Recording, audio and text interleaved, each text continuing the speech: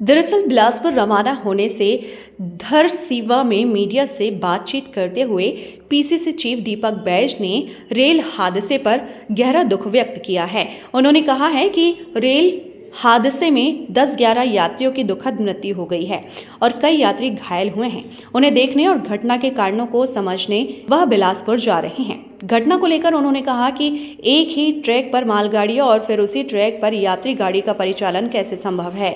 यह रेलवे की घोर लापरवाही है। इसके लिए केंद्र और रेलवे दोनों जिम्मेदार हैं। दीपक बैज ने आगे कहा कि हर साल 3-4 बड़े रेल हादसे हो रहे हैं। हादसे रोकने की नई तकनीक सिर्फ दिखावा है। घटना के बाद बिलासपुर रेलवे के एक अधिकारी का हंसते हुए वीडियो वायरल होने के संबंध में उन्होंने कहा कि यह रेलवे की संवेदनहीनता को दर्शाता है। कल बिलासपुर में बड़ा रेलवे हादसा हुई। इस हादसे में लगभग 11 लोगों की मौतें हुई और कई लोग घायल हुए। और आज उन घायलों से मिलने के लिए हम लोग सिम्स भी गए और ये रेलवे हॉस्पिटल भी आए हैं। कुछ घायलों में भी कुछ लोगों की पैर टूटे, सिर में गंभीर चोटें हैं, किसी को तो रीढ़ की हड्डी में भी लगी, सीने में किन्हीं का दर्द है। मतलब पूरी शरीर में कहीं ना कहीं चोटें लगी है। मतलब तकलीफ बहुत ज़्यादा है। जो अभी भी अस्पताल में एडमिट है, लेकिन डॉक्टरों से चर्चा होने के बाद संभवतः कुछ गंभीर जिनकी चोटें आई है उनको और तीसरा अस्पताल में शिफ्ट किया गया है अपोलो में। और इन लोगों पे सीटी स्कैन की रिपोर्ट आने के बाद ही बताया जा सकता है। चर्चा की हम लोगों ने सभी लोगों से और डॉक्टरों से भी चर्चाएं हुई।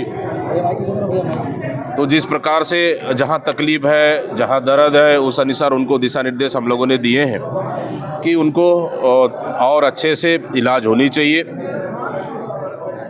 और कहीं ना कहीं मैं समझता हूं कि इस रेल दुर्घटना के सबसे बड़ा कारण मैं समझता हूं कि सबसे बड़ी लापरवाही हुई है कि एक ही रेलवे ट्रैक पर मालगाड़ी दौड़ रही है, मालगाड़ी चल रही है, मालगाड़ी रुकी हुई है और उसी रेलवे ट्रैक पर यात्री ट्रेनों को परिचालन करने की अनुमति कैसे दी गई?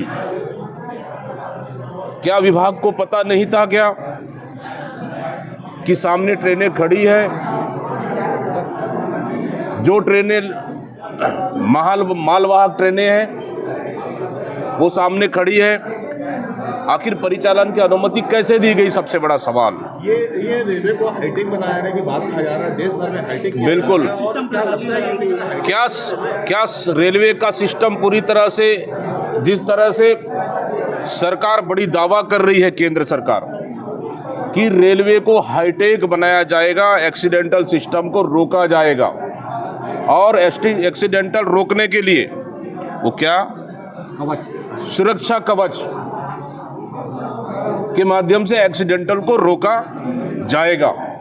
लेकिन मैं पूछना चाहता हूं रेलवे के अधिकारी, रेलवे विभाग और केंद्र सरकार से कि पिछले वित्तीय वर्ष में 27,000 करोड़ रुपए रेलवे कमाकर केंद्र सरकार को देती है, तो छत्तीसगढ़ के इस रेलवे में जो एक्सीडेंट हुआ है उन रेलवे में सुरक्षा कवच क्यों नहीं थी?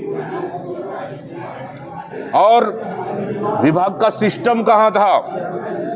मतलब सरकार बड़े दावा कर ले कि हम एक्सीडेंटल को रोकने के लिए आधुनिक सिस्टम हम ला रहे हैं, लेकिन छत्तीसगढ़ में पूरी तरह से रेलवे सरकार का सिस्टम, सुरक्षा सिस्टम फेलियर है।